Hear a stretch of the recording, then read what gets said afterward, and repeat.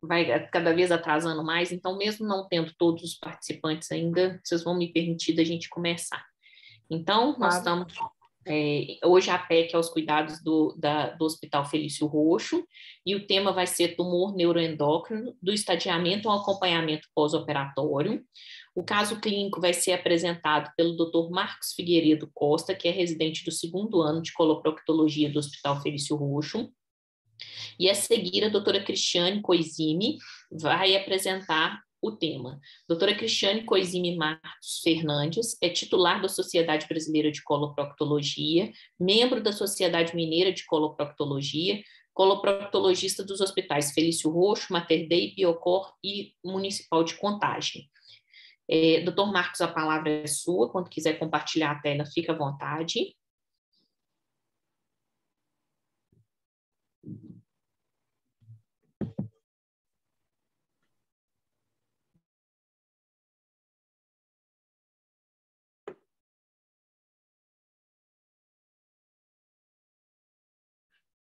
Tudo ok? Certinho, estamos vendo sua tela. Joia. Então, primeiramente, boa noite a todos. Como a Cândia falou, meu nome é Marcos e eu sou residente do 2º ano de proctologia no Hospital Felício Roxo. Então, gostaria de agradecer a oportunidade de a gente estar participando em mais uma PEC aqui e em conjunto hoje com a doutora Cristiane. O tema que nos foi proposto dessa PEC foi nós falarmos um pouco sobre os tumores neuroendócrinos. Então, eu vou apresentar esse caso clínico, que se trata dessa paciente FPM, de 42 anos, uma paciente do sexo feminino. Essa paciente é da própria doutora Cristiane, que é a preceptora responsável, e ela consultou a primeira vez, foi em março desse ano, 2021, e ela chegou com um relato de ter tido uma internação recente com um quadro de vários sintomas aí de artralgia, febre, petequias, hiperemia cutânea, dor epigástrica, associada a um quadro de constipação intestinal. E nesse contexto dessa internação, parece que não tinham chegado a nenhum diagnóstico. Essa paciente relatava ter o hábito intestinal mais constipado, ocorrendo evacuações aí aproximadamente a cada 2 a 3 dias, com fezes ressecadas e também com esforço evacuatório. Ela não relatava ter a presença nem de sangue nem de muco junto às fezes e também não tinha relato de perda ponderal ou nenhuma outra queixa associada. Como história pregressa, ela relatava ter feito uma mamoplastia com prótese mamária, lipoaspiração, uma CAF de colo uterino, história obstétrica, ela era G3, P2, NA1 e estava em uso de microvilar. História social, ela era ex-tabagista, tinha interrompido há mais ou menos 1 ano e 6 meses, etilismo social, praticando o relato de praticar atividades físicas regulares. História familiar, ela não relatava nada significativo, nenhum histórico aí de câncer coloretal, nenhuma outra patologia aí relatada nessa primeira consulta. O exame físico dessa paciente, ela apresentava um estado geral bom, corada, hidratada, acianótica, anictérica. Eupineica, apresentava com pulso amplo, 74 batimentos nessa consulta. O abdômen dela era flácido, indolor, sem nenhuma massa ou visceromegalia palpável. Na ectoscopia do exame proctológico não tinha nada digno de nota, e no toque retal ela tinha um esfíncter normotônico, sem sangue em dedo de luva, ou nenhuma outra alteração palpável. Tanto a anoscopia quanto a retossigmoidoscopia não tinham também nenhuma alteração. Ela tinha uma colonoscopia de fevereiro de 2021, que essa colonoscopia demonstrava um exame que foi até o ilho terminal, teve o preparo adequado. No ilho distal, ela apresentava mais ou menos 10 centímetros da válvula ilho-secal, uma lesão grande de aspecto vegetante, endurecida ao toque do aparelho, com a aparência de alguns microvasos dilatados na superfície dela. Parcialmente coberto por exudato, mas foi possível fazer a transposição dessa lesão com o aparelho e nesse exame foram realizadas múltiplas biópsias. Nos demais segmentos do intestino não tinham nenhuma alteração significativa. O anatomopatológico dessas biópsias que foram realizadas foi evidenciado, então, tumor neuroendócrino bem diferenciado, com baixo índice mitótico nos planos que foram examinados, estando indicado, sugerido, então, a complementação com estudo imunistoquímico. Essas são as imagens, só um ângulo diferente, mas a mesma imagem ali daquela lesão grande de aspecto vegetante, distando aí aproximadamente uns 10 centímetros da válvula ileocecal. Foram realizadas, então, as biópsias dessa lesão. Nessa ocasião também, nesse contexto, ela tinha uns exames tomográficos, as tomografias tanto de abdômen, pelve e tórax.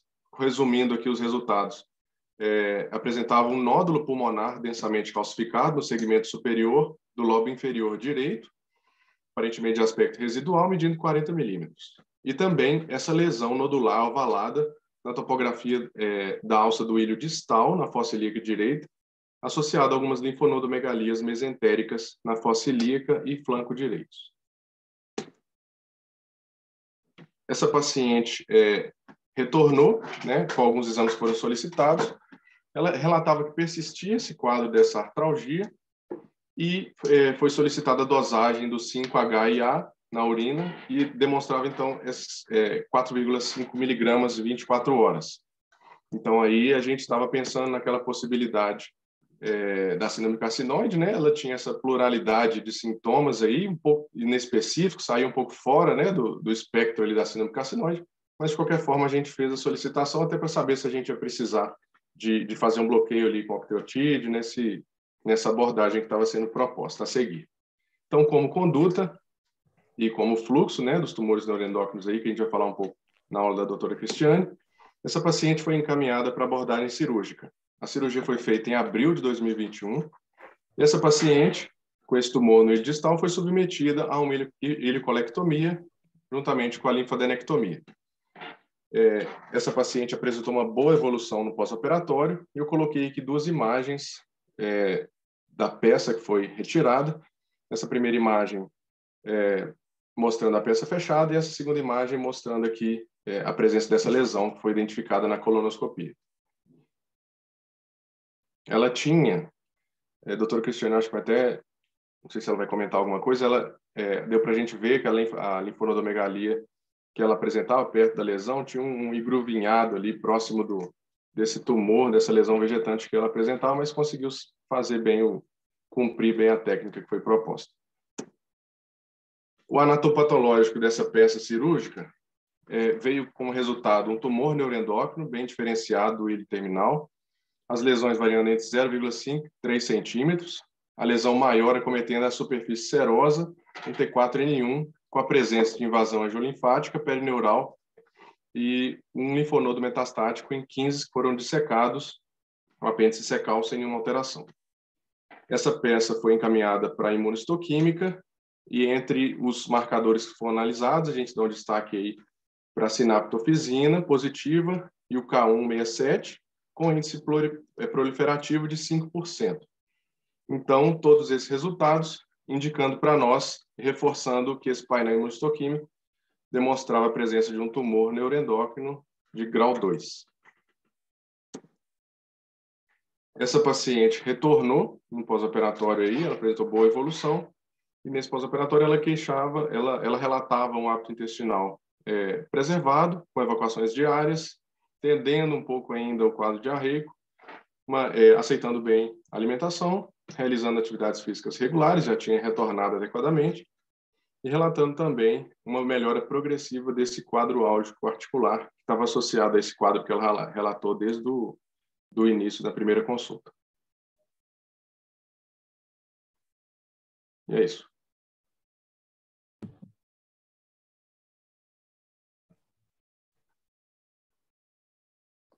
Doutora Cristiane, a palavra é sua, fique à vontade para compartilhar a tela. Eu vou compartilhar aqui.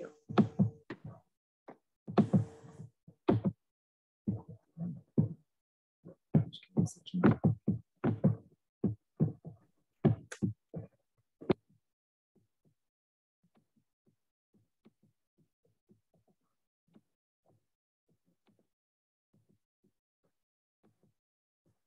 Espera aí que... Deixa eu só voltar aqui.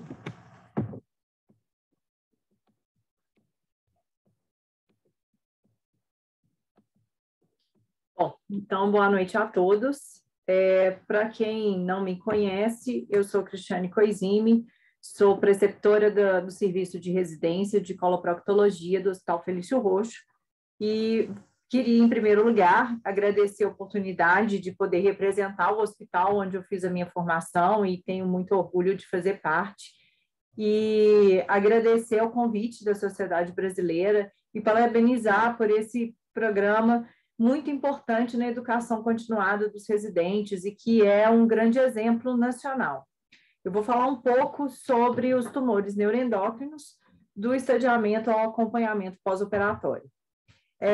Trata-se de um grupo heterogêneo de neoplasias, e essas neoplasias, elas têm um crescimento lento, elas são de origem nas células neuroendócrinas, né, que tem um componente de endocrinológico que tem alguns sintomas variados.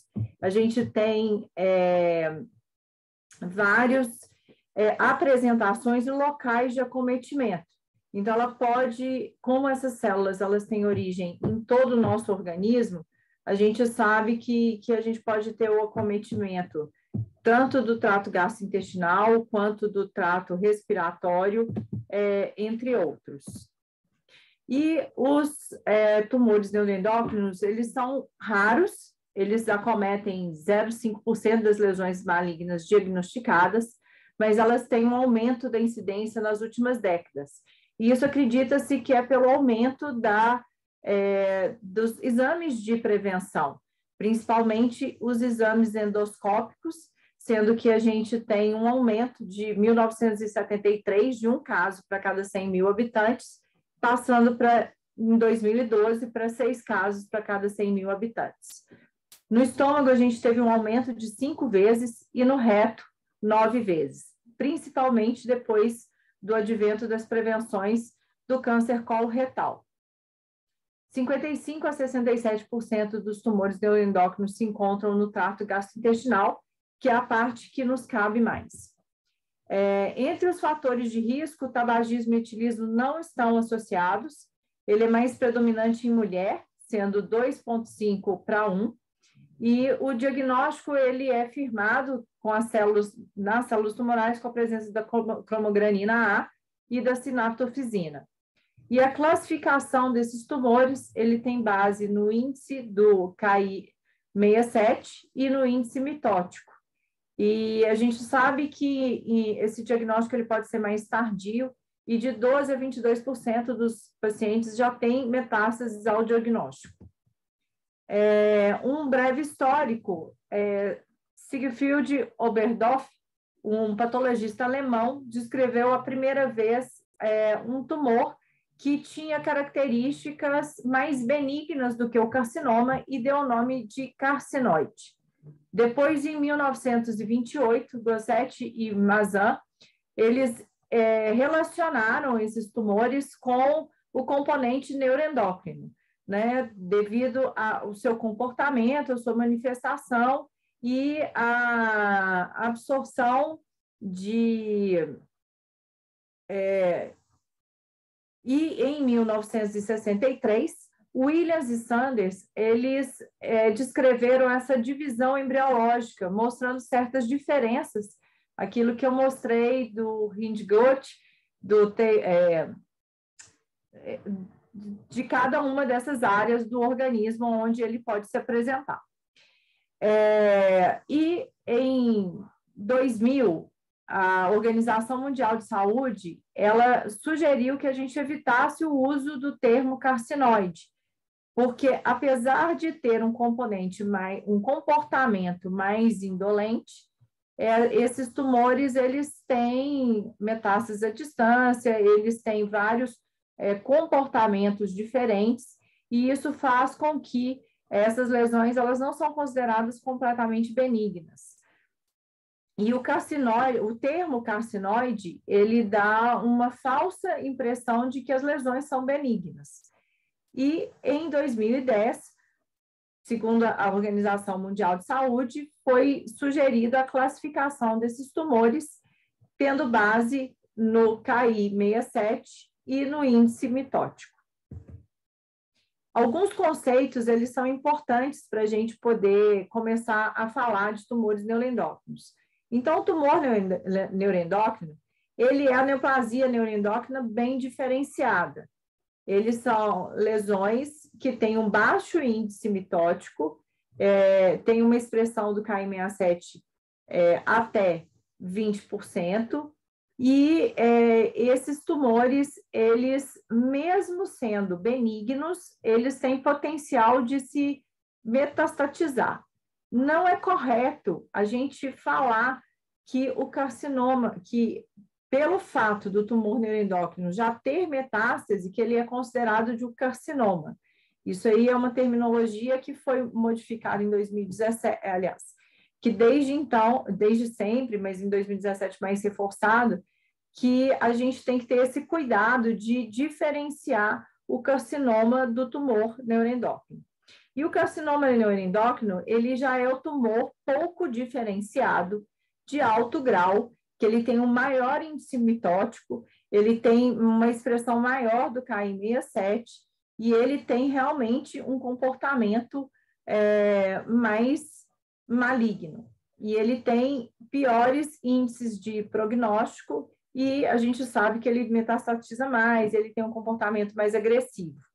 Os tumores neuroendócrinos, eles têm um comportamento muitas vezes mais indolente, mas o fato deles serem pequenos, indolentes, eles têm um diagnóstico mais atrasado, e isso faz com que essas lesões, quando descobertas, elas já estejam metastatizadas e com um prognóstico pior.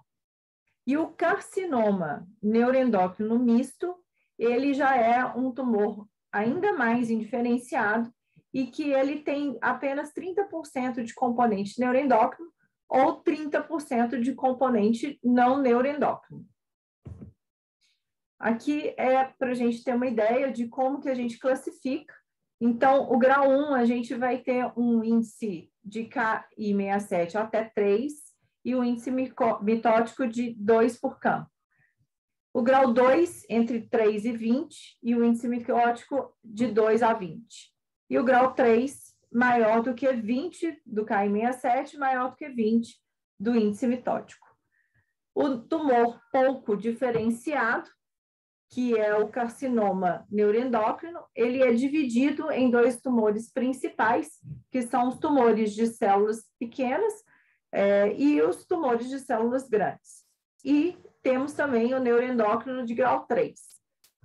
E as neoplasias mistas neuroendócrinos são uma classificação à parte. 20% dos pacientes, a maioria dos pacientes tem uma lesão isolada, ou só no intestino, ou só no reto, ou só no apêndice, ou no trato respiratório, mas 20% desses pacientes, eles já são associados a síndromes genéticas, como nenhum, e a neurofibromatose tipo 1 também. E tem uma história familiar associada ao quadro. 40% dos tumores neuroendócrinos secretam alguns hormônios, e eles podem dar sintomas sistêmicos. Os tumores gastrointestinais, eles secretam principalmente a serotonina e as aminas vasoativas. E daí a gente tem o desencadear de vários sintomas e que a gente vai tratar daqui a pouco. Existe também uma ativação dos fibroblastos que leva a uma fibrose local e à distância. Principalmente nas lesões de intestino delgado, a gente pode ter uma fibrose retroperitoneal importante.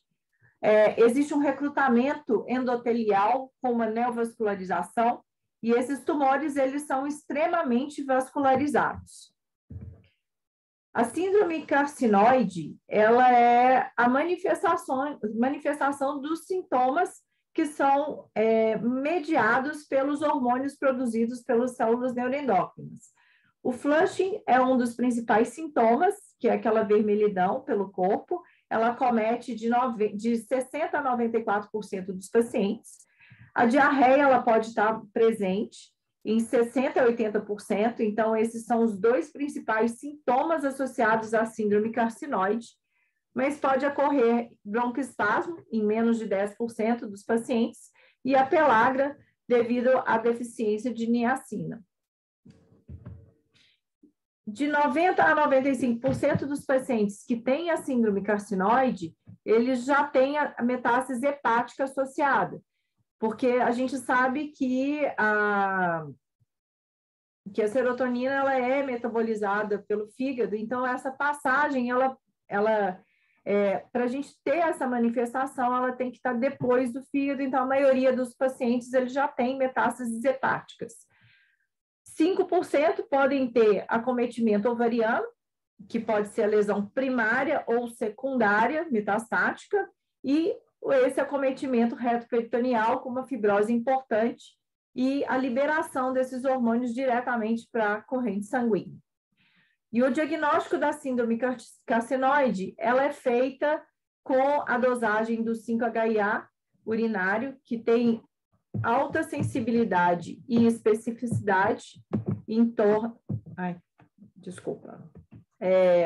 alta sensibilidade e especificidade, e tem também um aumento da cromogranina A.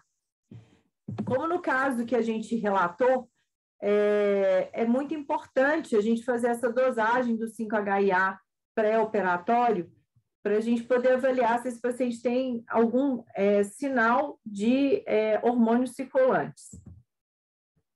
E o tratamento da síndrome carcinoide, ela é feita através dos análogos da somatostatina. Elas melhoram muito o flush e a diarreia em até 80% dos pacientes.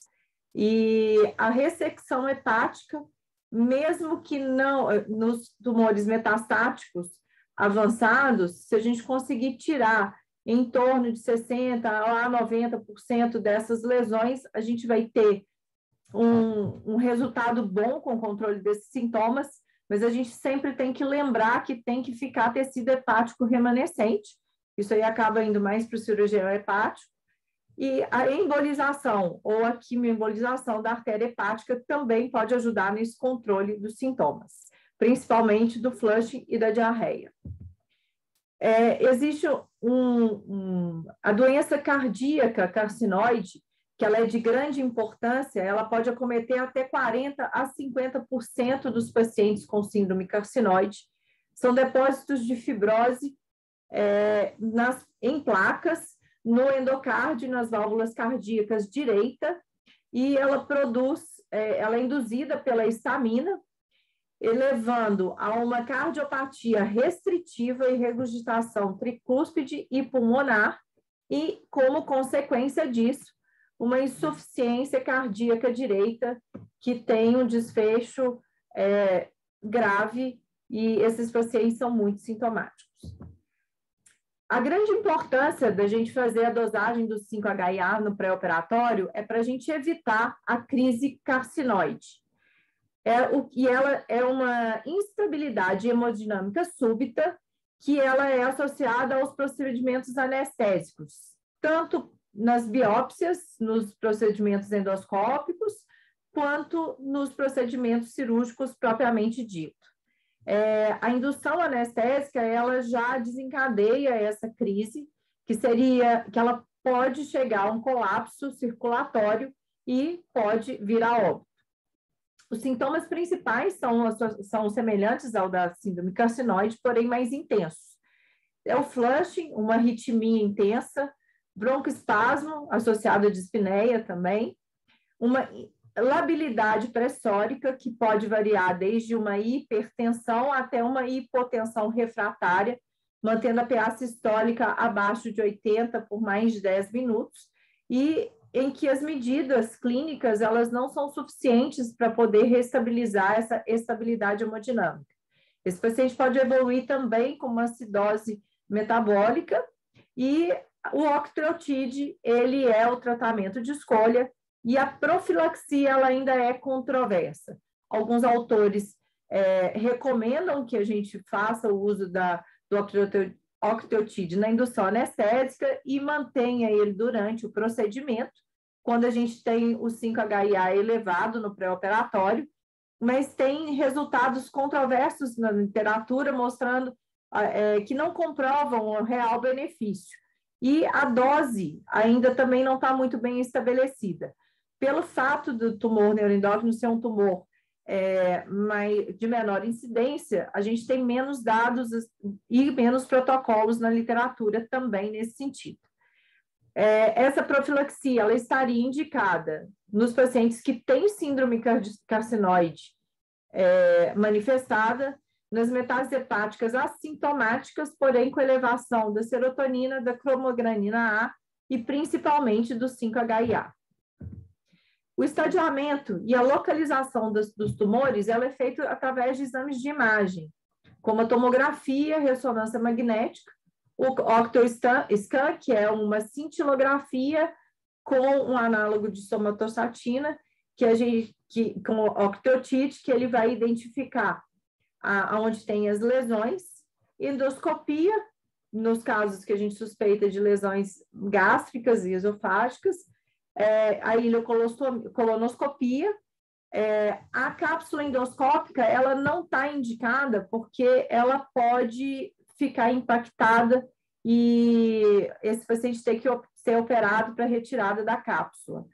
A enter-UTC pode dar algum parâmetro, mas como as lesões do intestino delgado, elas podem ser pequenas, às vezes elas não se manifestam nesse exame, a gente não consegue identificá-los no pré-operatório. E os biomarcadores, como eu já falei antes, o 5-HIA e a cromogranina A.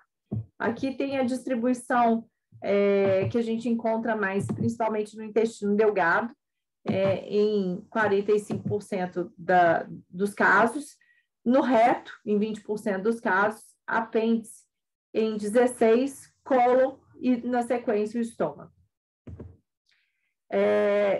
Os exames mais específicos e mais atuais que a gente tem hoje é o PET, com o galho 68 dotatat, que ele tem uma alta sensibilidade para a detecção dos tumores primários e ele pode mudar a conduta em até 32% dos casos. Os tumores de alto grau, eles têm mais indicação da gente usar o PET convencional, como os carcinomas neuroendócrinos, os tumores carcinomas neuroendócrinos mistos, porque eles produzem menos, eles têm menos hormônios do que os bem diferenciados. E eles não têm uma aplicação nos tumores G1 e de baixo índice de proliferação, baixo índice de proliferação.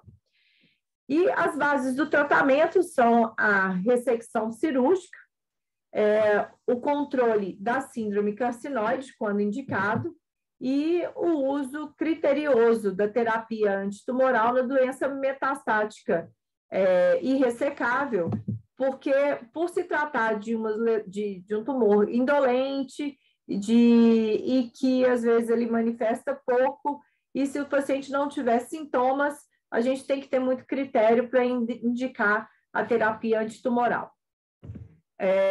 Falando agora um pouco de cada uma das áreas onde pode ter acometimento, para a gente interessa muito mais o midgut e o hindgut, começando do apêndice. Ele é o terceiro tumor neuroendócrino mais comum dos tumores neuroendócrinos gastrointestinais. O diagnóstico, na maioria das vezes, ele é incidental, ele acontece após uma apendicectomia, o paciente chega com um quadro de apendicite aguda, em que 0,3% a 0,9% das apendicectomias na apendicite aguda podem vir com um tumor carcinoide. A idade média de diagnóstico é 42 anos, tem mais prevalência em mulheres e o acometimento, na grande maioria das vezes, é submucoso e acomete a ponta do apêndice. Isso fala a favor da gente conseguir bons resultados e um melhor prognóstico. Apenas 10% desses pacientes acometem a base. Nos tumores menores do que 2 centímetros, que correspondem a 95% dos pacientes, a gente tem uma baixa probabilidade de metástases, sendo que nas lesões abaixo de 1 centímetro, essa probabilidade chega a 0, e entre 1 e 2, de 7,5 linfonodal e 4% a distância. mudando um pouco de figura quando essas lesões são acima de 2 centímetros, onde o risco de metástase linfonodal sobe para 33% e a distância de 12. O tratamento, ele se baseia no tamanho da lesão. Se a lesão for menor do que 1 centímetro, a apendicectomia é o suficiente, é o melhor tratamento. Entre 1 e 2 centímetros, a gente faz, seguido da apendicectomia, esse paciente tem que fazer um segmento nos próximos 5 anos, porque se ele tiver uma recorrência, se ele tiver algum sinal de recidiva da doença, ele vai ser indicado para colectomia direita. E a colectomia direita, ela está indicada no acometimento da base do apêndice, na infiltração do seco, invasão do mesoapêndice ou da serosa, linfonodos positivos e na invasão linfonodal. Nas lesões acima de 2 centímetros, a indicação é de colectomia direita em até 3 meses após essa apendicectomia e é necessário fazer o estadiamento completo com colonoscopia, tomografia de abdômen, pelve e tórax, para a gente saber melhor como que é a condição do paciente, se ele já não tem metástase à distância, e a investigação com biomarcadores também. No intestino delgado, que foi o caso que a gente relatou aqui, são os tumores malignos mais comuns do intestino delgado. A incidência já até ultrapassou a adenocarcinoma de intestino delgado. Ele é o 3º local de acometimento mais comum de todos os NETs, seguido dos NETs pulmonares e a origem, né, das células enterocromafins localizadas na base das criptas da submucosa. E elas são produtoras de serotonina, então são tumores que são muito sintomáticos e associados à síndrome carcinoide. A localização mais comum é na parte distal do ilho, até 60 centímetros proximais à válvula ilho-secal, e isso acomete mais de 2/3 dos tumores de intestino delgado. E acomete mais a 6ª e a 7ª década de vida. A distribuição é principalmente ileal, seguido do jejuno e depois do duodeno. O diagnóstico ele costuma ser tardio, porque as lesões são pequenas e indolentes, e a grande maioria das vezes assintomáticos, até esses pacientes começarem a ter sinais de obstrução, sangramento e dores abdominais. Os sintomas principais são dor abdominal, devido à desmotilidade da parede intestinal, obstrução intestinal por causa da fibrose que é formada no reto peritônio e do acometimento linfonodal, sangramento gastrointestinal, oligúria devido a encarceramento dos ureteres, isquemia mesentérica intermitente pela fibrose dos vasos mesentéricos e a diarreia secretória. A metástase à distância, ao diagnóstico, ela compromete 35% a 60% dos pacientes. É um tumor que ele tem um maior potencial de metastatizar, independente do tamanho.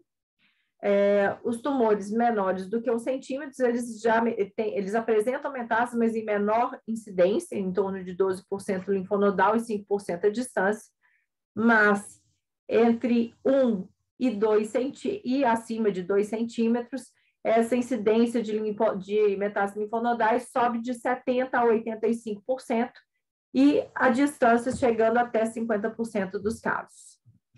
A sobrevida, ela é pior, porque a grande maioria dos pacientes é diagnosticada num estadio mais avançado, em torno do estadio 3 ou 4, e essa sobrevida, ela vem cada vez pior. A reação desmoplásica, né, e essa fibrose mesentérica, ela é responsável por esses sintomas de obstrução intestinal. 50% dos tumores neuroendócrinos são jejuno-ileais. Existe um encurtamento mesentérico, pode haver torção da alça, obstrução intestinal, isquemia mesentérica em até 10% desses pacientes.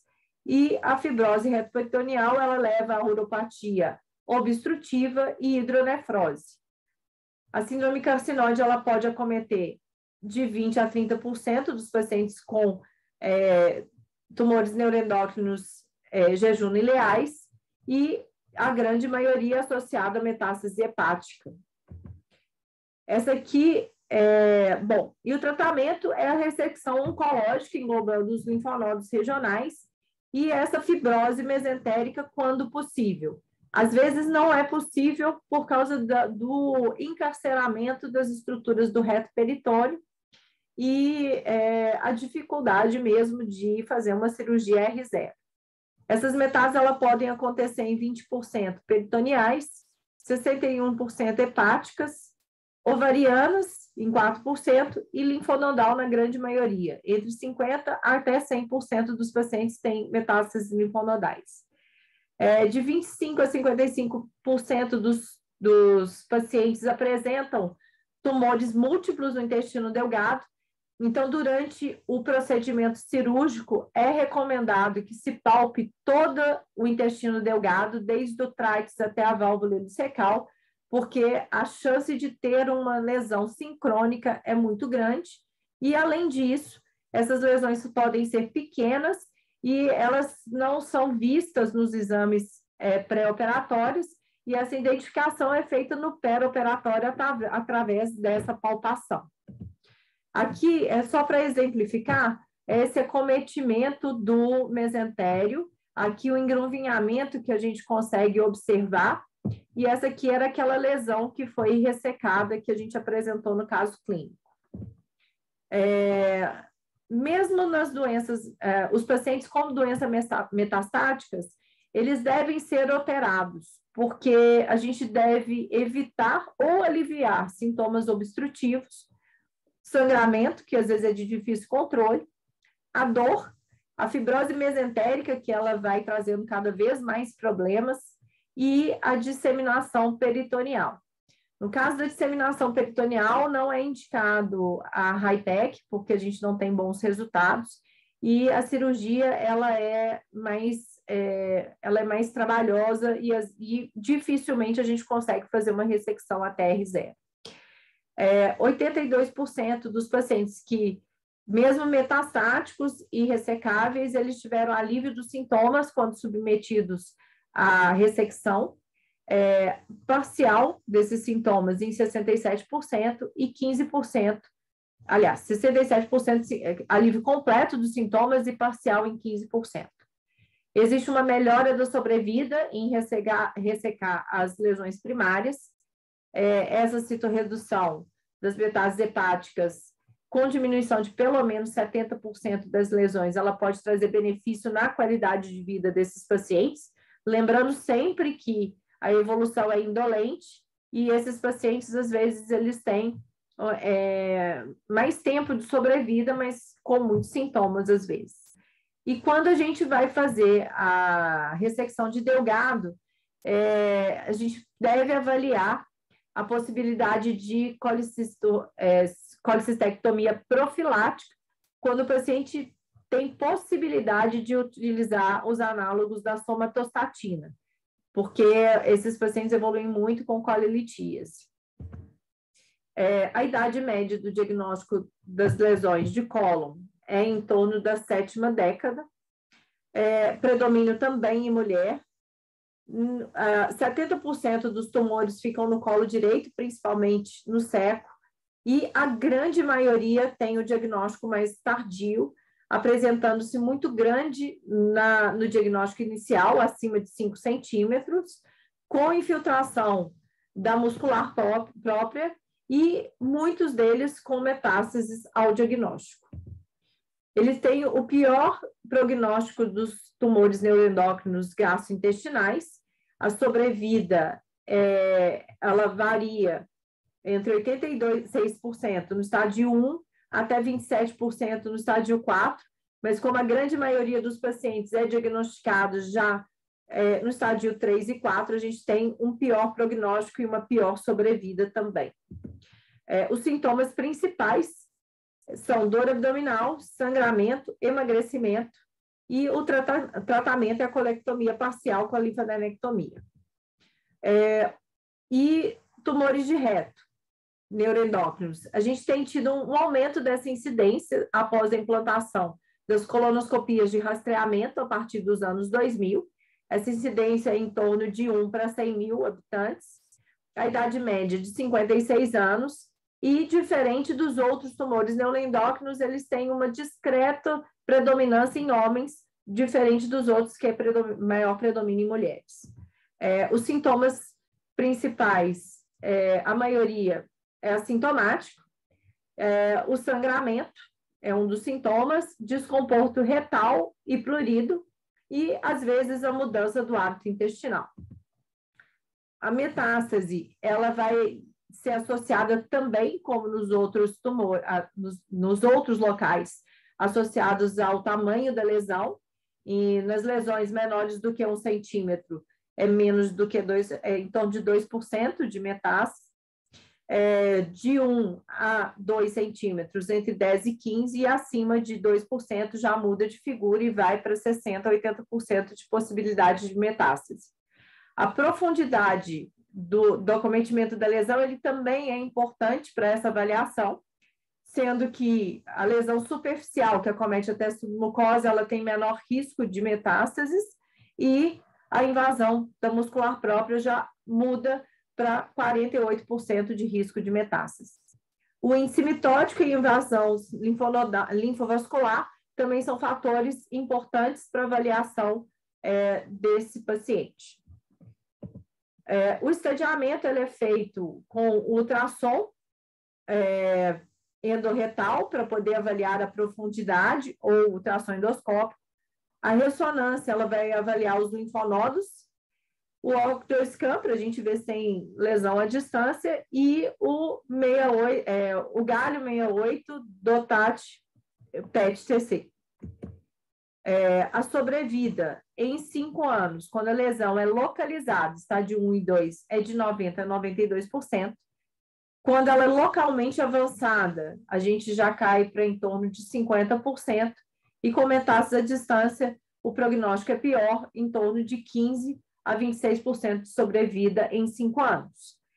80% a 90% das lesões, assim como do apêndice, elas são menores do que 1 centímetro, e são confinadas à submucosa e são bem diferenciadas, o que garante um melhor prognóstico para as lesões de reto. A ressecção endoscópica ou transanal, ela está indicada para as lesões maiores do que 1 centímetro, menores do que 1 centímetro. A polipectomia, ela é inadequada, já que a lesão ela é submucosa, e a ressecção apicimil, ela deve ser desencorajada, porque a gente não consegue avaliar bem as margens e a profundidade de acometimento dessas lesões. A cirurgia, ela vai estar indicada nos pacientes que têm lesões acima de 2 centímetros ou que já tem um acometimento T2, porque a gente já observou que ela tem um risco maior de metástases linfonodais. E é controverso nas lesões entre 1 e 2, pode ser feito a ressecção e o acompanhamento de perto, ou indicar a cirurgia. Todos dois são corretos. E quanto ao segmento, no reto, a gente tem, nas lesões abaixo de 1 centímetro, que é grau 1 ou 2, não há necessidade de segmento. É um achado, tirou, resolveu, acabou, não precisa seguir esse paciente. Já nas lesões, abaixo de 1 centímetro, mas que tem um grau 3, tem um maior índice de KI67 e índice mitótico, a gente vai ter que fazer colonoscopia anual por 5 anos. Nas lesões entre 1 e 2, grau 1, no primeiro ano a gente faz a colonoscopia, ultrassom endorretal ou a ressonância, e se não tiver nada, a gente vai repetir a colonoscopia a cada 5 anos. No reto, das lesões de reto acima de 2 centímetros, grau 1 e 2, colonoscopia anual, ultrassom endorretal ou ressonância de acompanhamento. Nas lesões acima de 2 centímetros, grau 3, a gente vai fazer a colonoscopia, ultrassom endorretal, ressonância a cada 4 a 6 meses no primeiro ano e a colonoscopia anual por 5 anos. E a cromogranina A, ela pode ajudar se ela estiver elevada no diagnóstico e ela reduzir depois da ressecção. Já nos outros tumores neuroendócrinos, como de intestino delgado e apêndice, maiores do que 2 centímetros, lesões de reto acima de 2 centímetros e do colo, a gente tem que fazer, além no reto, né, também, a TC e a ressonância de abdômen pélvico a cada 6 meses por 5 anos e anual entre 5 e 10 anos. Ou imagem de TC e ressonância entre 3 a 12 meses no primeiro ano e anual a cada 2 a 10 anos. Foram 2 tipos de segmento que eu encontrei na literatura. E os tumores que são NET, grau 2, linfonodo positivo ou gástrico, a gente tem que fazer esse segmento mais de perto. E os pacientes que não precisam de segmento são os pacientes de melhor prognóstico, que são os pacientes com lesão de apêndice, menor do que 2 centímetros, lesão de reto menor do que 1, grau 1 e 2, e os biomarcadores em um valor controverso, né, em um valor limitado nesse segmento. Bom, era um pouquinho do que eu queria falar para vocês, e eu gostaria de convidá-los para o evento de robótica que a gente vai fazer lá no Felício Roxo, onde a gente convidou alguns convidados internacionais, como o Dr. Manesco, que é do IRCAD, o fundador do IRCAD. Eu acho que vai ser um evento bem bacana, estão todos convidados. Obrigada. E estou à disposição para qualquer esclarecimento. Muito obrigada, doutora Cristiane. Parabéns, doutora Cristiane, doutor Marcos. Excelentes apresentações, muito bom. E um tema, assim, que apesar de ser raro, é uma coisa que de vez em quando bate na porta da gente e que a gente tem que ter, pelo menos, uma noção de como conduzir esses casos, né? Então, vamos começar nosso debate só reforçando que quem quiser fazer qualquer pergunta pode digitar pelo bate-papo ou pode abrir a câmera e fazer a pergunta. Fiquem à vontade. Mas vou começar a discussão pelos coordenadores das residências. E aí, seguindo a sequência, hoje a gente começa com o Hospital Samuel Libani de Pouso Alegre e a gente convida o Dr. Carlos Amorim para fazer as considerações dele. Boa noite. Primeiro eu quero parabenizar o Marcos e a Cristiane, a doutora Cristiane e o doutor Marcos, pela brilhante apresentação. Eu acho que, de fato, é um tema muito oportuno, né? Um tema que não é uma doença do dia a dia, mas, de vez em quando, a gente se depara, né? Bom, o que me chamou a atenção, nesse caso que foi apresentado pelo Dr. Marcos, é que essas lesões de intestino delgado, muitas vezes elas têm lesões múltiplas, né? A própria doutora Cristiane comentou, mas praticamente 1/3 das lesões, elas vêm múltiplas, né? Tem lesões sincrônicas. Essa paciente, doutor Marcos, chegou a fazer algum exame assim para avaliação do resto do intestino delgado? Doutor Carlos, até onde eu sei, além dessa tomografia, desse estadiamento que foi feito, não progrediu com nenhuma propedêutica além dessas, não. Foi feita a palpação de todo o delgado durante o procedimento cirúrgico. Foi uma laparotomia, assim, ou foi uma videolaparoscopia, doutor? Foi uma videolaparoscopia, mas eu trouxe o delgado pela incisão onde a gente tirou a peça e eu consegui palpar ele todo, desde o tráides até lá na válvula. Ah, perfeito.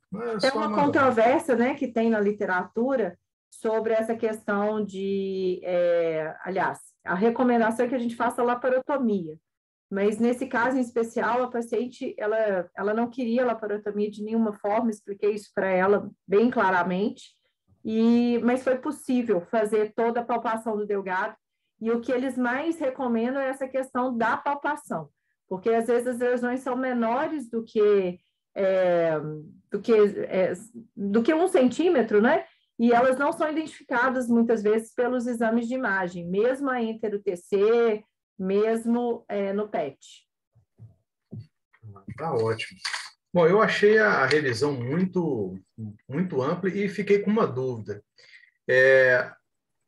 Vocês, na prática, fazem a dosagem do ácido 5-indol acético, 5-HIAA, só nos pacientes que têm sintomas de sistêmicos ou em todos os casos de diagnóstico de neoplasia neuroendócrina?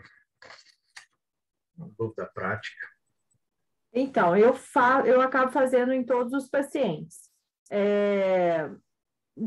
Assim, o que eu achei muito importante e interessante foi essa questão que, nos casos, principalmente de delgado, igual dessa paciente mesmo, é muito importante a gente dosar antes para a gente evitar de ter a crise carcinoide, né?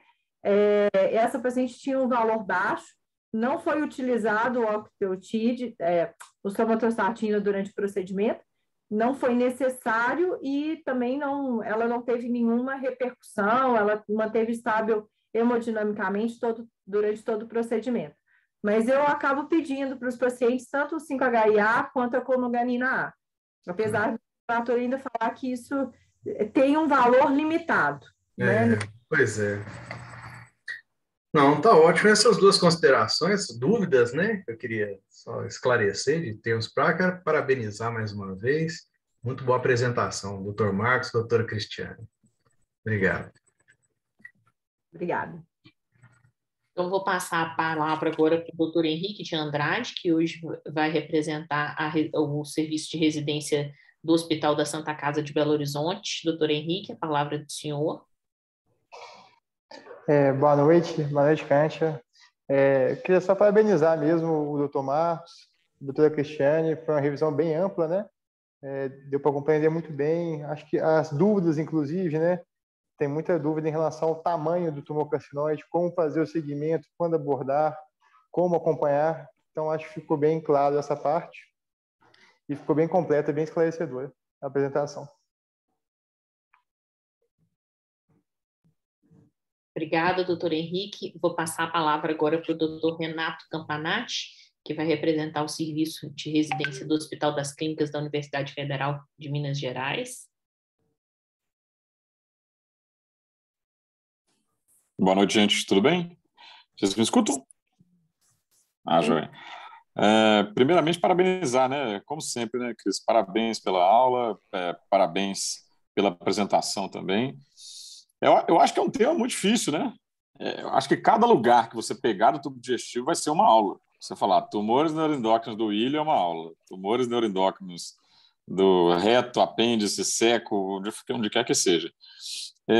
Eu acho uma coisa muito importante a gente colocar do papel do PET com galho. Ele tem uma sensibilidade muito maior do que os outros exames, incluindo do octroscan, para a detecção de doenças à distância e de doenças sincrônicas, igual o Dr. Carlos mencionou. Infelizmente, a gente não tem disponibilidade disso no Sistema Único de Saúde, a gente tem uma crescente disponibilidade na saúde suplementar, mas eu acho que se a gente não começar a pedir e não saber da existência do exame, acho que cada vez mais a gente vai ter menos lugares para fazer e tal, etc. Mas, assim, eu acho, quando disponível, eu acho o exame essencial para o estadiamento desses pacientes. Não tem uma evidência muito grande, até por conta de uma dificuldade de fazer um trabalho com tumores tão diferentes, né, tão diverso, igual você mostrou na sua aula, mas eu acho que é um exame muito interessante.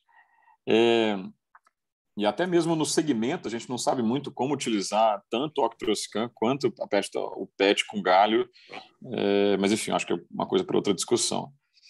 E a outra coisa que me incomoda muito é o ponto de corte baseado no tamanho e mudando ele de acordo com o lugar.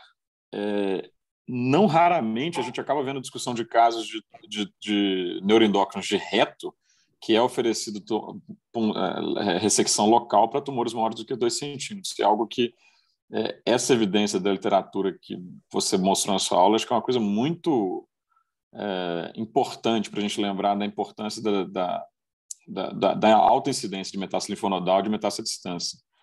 E me incomoda a área cinzenta, que é entre 1 e 2 centímetros. A gente acaba sendo muito mais liberal numa ressecção no cólon direito, do apêndice, do seco, que seja, e muito menos liberal nas ressecções de reto por conta da morbidade, claro.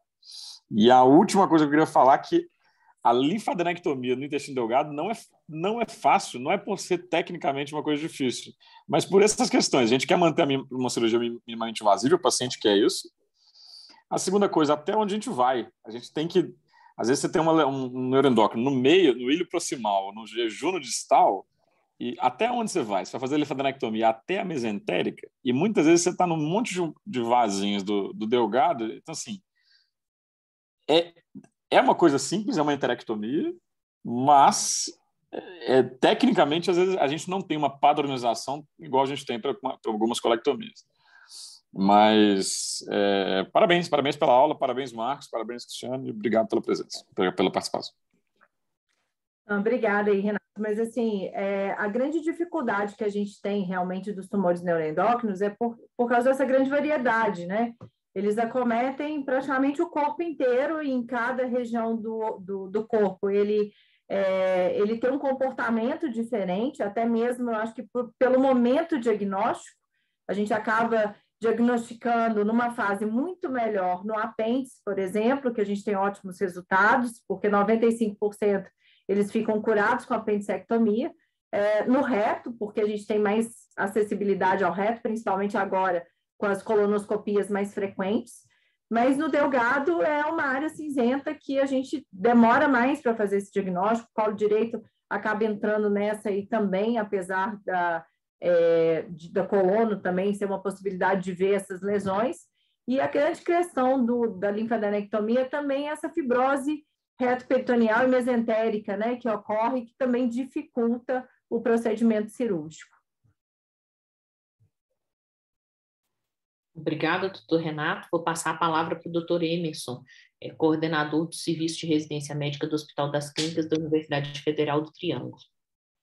Boa noite a todos. Em primeiro lugar, gostaria de parabenizar pela revisão ampla que foi feita de um tema que a gente despreza muitas vezes. Por quê? Porque eu vou me ater, principalmente nós temos residentes participando, ao NET do apêndice.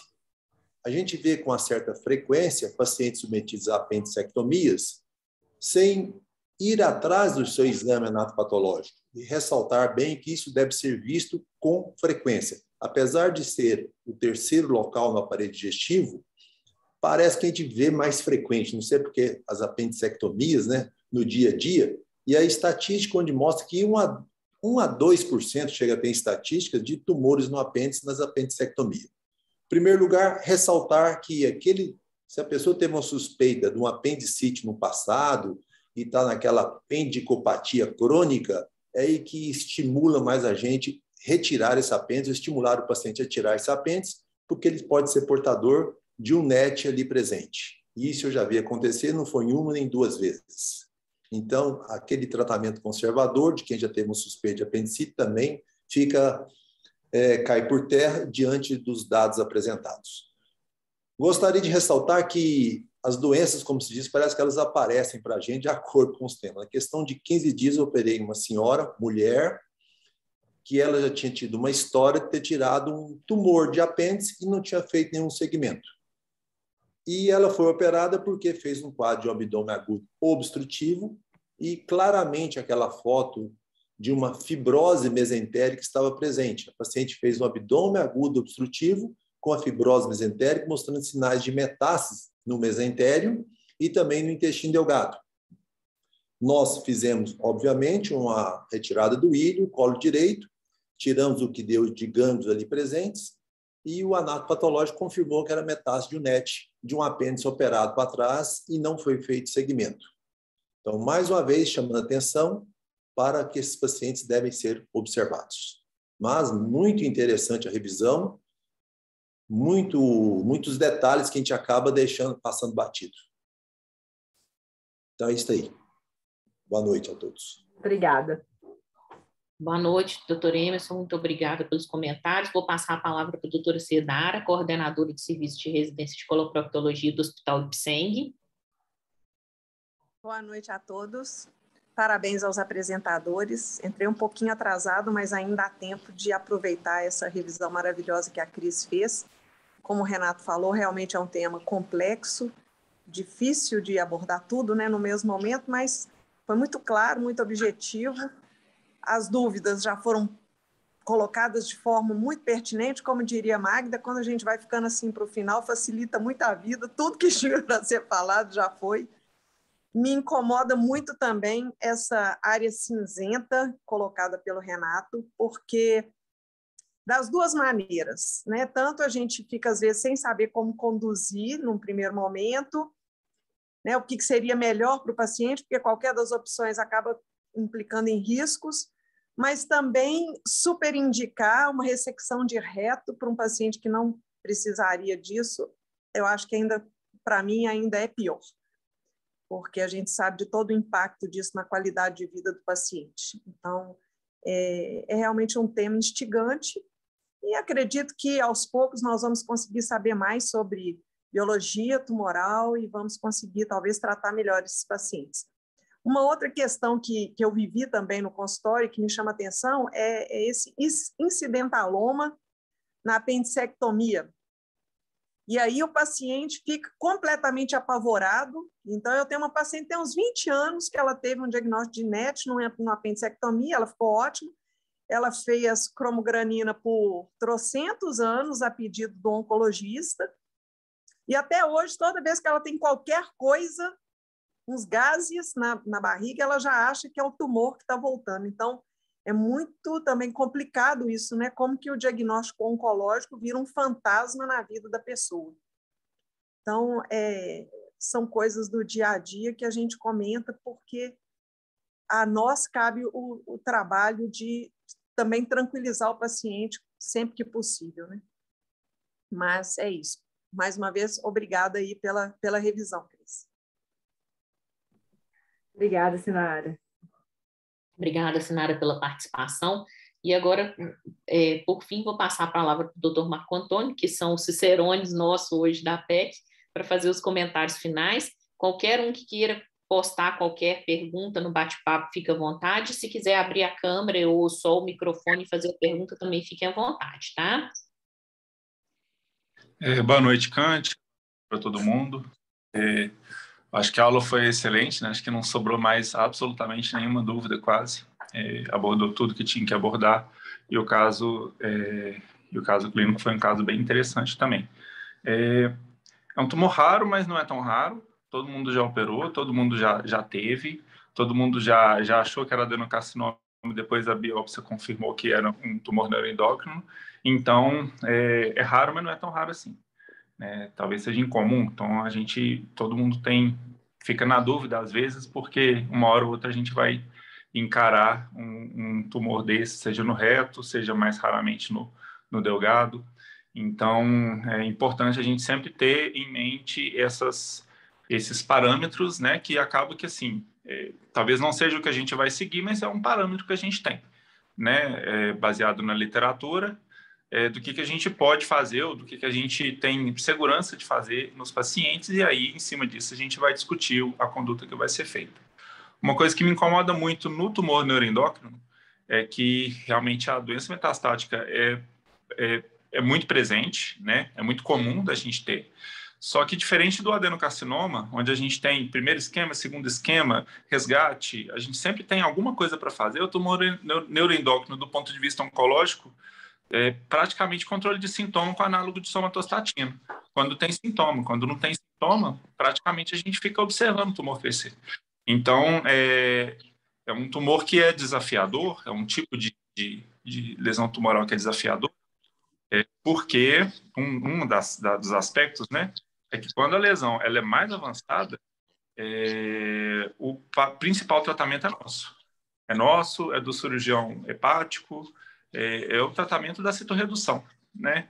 E isso realmente é um desafio, e aí às vezes chega num momento que, sim, realmente a gente não tem mais o que fazer, e o oncologista não tem mais o que fazer, e aí a gente tem que acompanhar o paciente de mãos atadas, né? Talvez todos esses comentários, né? O drama é compartilhado, todo mundo passa por isso, tem dúvidas com relação ao tratamento, mas eu acho que uma das coisas que mais me incomoda no tumor neuroendócrino é essa incapacidade nossa de fazer alguma coisa do ponto de vista oncológico quando a lesão já está mais avançada e cirurgicamente a gente não tem mais como correr atrás, como abordá-la de alguma forma, né?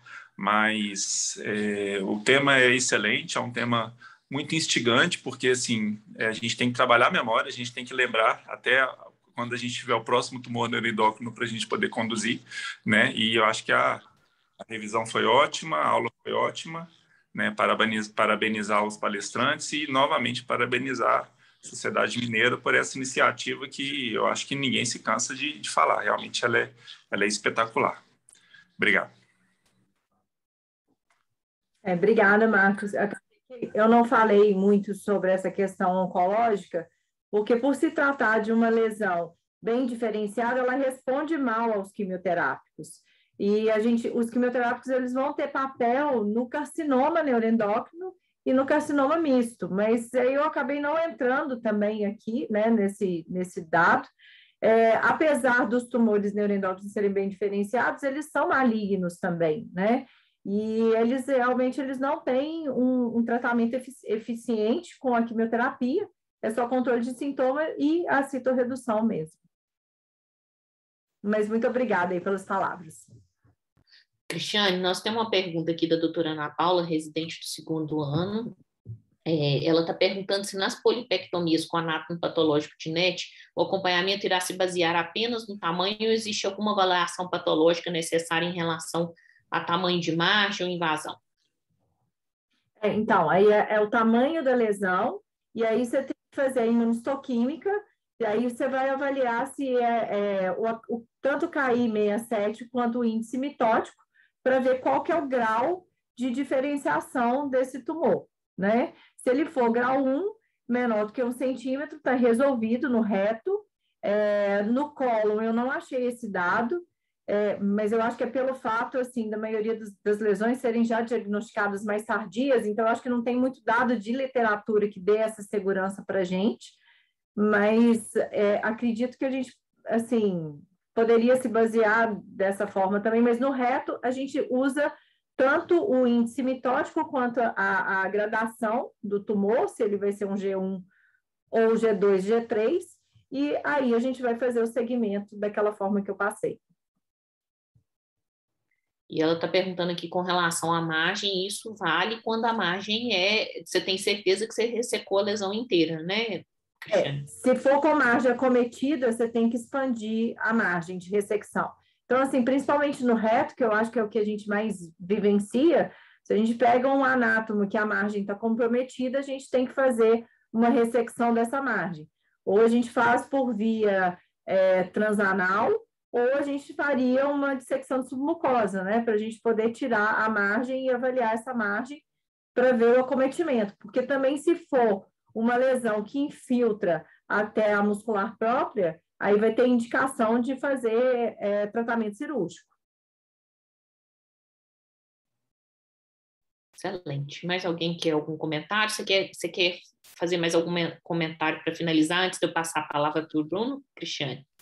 Não, eu estou à disposição, se alguém quiser, depois também, se tiver alguma dúvida, eu posso, né, responder, mas agradecer mesmo a oportunidade de participar, que eu acho que é um tema muito interessante e que cada vez mais tem aparecido nos consultórios, né? Então, essa incidência que a gente viu na literatura de aumentar em 6 vezes o diagnóstico das lesões gerais, 5 vezes no estômago e 9 do reto, eu acho que é uma realidade. Eu acho que cada vez mais a gente tem visto tumores neuroendócrinos, mesmo que não seja igual a adenocarcinoma, não é igual a adenoma, que a gente vê toda hora no consultório, mas de tempos em tempos a gente tem que rever e falar um pouquinho sobre isso. Mas muito obrigada pela oportunidade, obrigada por fazer parte disso aqui tudo também, né? Parabéns a todos. Eu gostaria de parabenizar mais uma vez o Dr. Marcos, a apresentação foi excelente, bem ilustrada, apresentou de uma forma muito clara, e a Cristiane fez uma revisão excelente da literatura, foi excelente, foi ótimo para a gente atualizar aqui. E vou passar a palavra para o Dr. Bruno, nosso presidente da Sociedade Mineira de Coloprocto, para encerrar a PEC de hoje. Gente, foi excelente. Eu fiquei impressionado, viu? Assim, é difícil um tema que a gente, cada vez que se depara com um caso desse, a gente tem que revisar tudo, porque não é todo dia que a gente vê. E, assim, eu acho que esse compilado que você fez foi fantástico. E eu só gostaria de convidar vocês todos para participar do nosso evento no final de semana que vem, que vai ser a partir de quinta-feira, o seminário de gastro, coloprocto e endoscopia, e que vai ser, assim, está sendo preparado com muito carinho para vocês. Eu acho que, assim, vai ser uma coisa fantástica para a gente poder aproveitar e continuar se atualizando cada vez mais, igual a sociedade tem feito. Então, assim, a gente aguarda a participação de vocês. Nós vamos passar um pequeno vídeo aí, só para vocês saberem um pouquinho da chamada do que vai ter, tá bom? Um abraço para todo mundo e excelente reunião. Foi muito bom. Um abraço. Boa noite.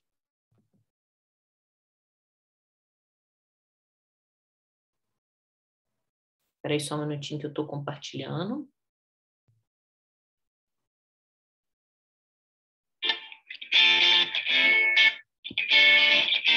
Prezados colegas, médicos, gastroenterologistas, cirurgiões e endoscopistas, estamos esperando por vocês no nosso seminário mineiro da gastroenterologia, endoscopia digestiva e coloproctologia. A Sociedade Mineira de Coloproctologia, a SBED, capítulo Minas Gerais e a Associação Mineira de Gastroenterologia convidam você para o 11º Seminário de Gastro, Coloprocto e Endoscopia de Minas Gerais. Um evento preparado com muito esmero pela comissão científica do evento. Estaremos com um conteúdo de muita relevância. Na sala de endoscopia digestiva, encontraremos palestrantes das diversas regiões de Minas Gerais e de todo o país. Passando pela área das doenças funcionais, da oncologia, de alguns temas de hepatologia. Palestrantes esses que se prepararam para trazer o que tem de mais moderno, de mais atual e do dia a dia da endoscopia digestiva. Será um prazer tê-los para se atualizar, para encontrar expoentes nacionais e internacionais em cada uma de nossas especialidades. Conto com a presença de todos. Participe, aguardamos vocês. Aguardamos vocês lá.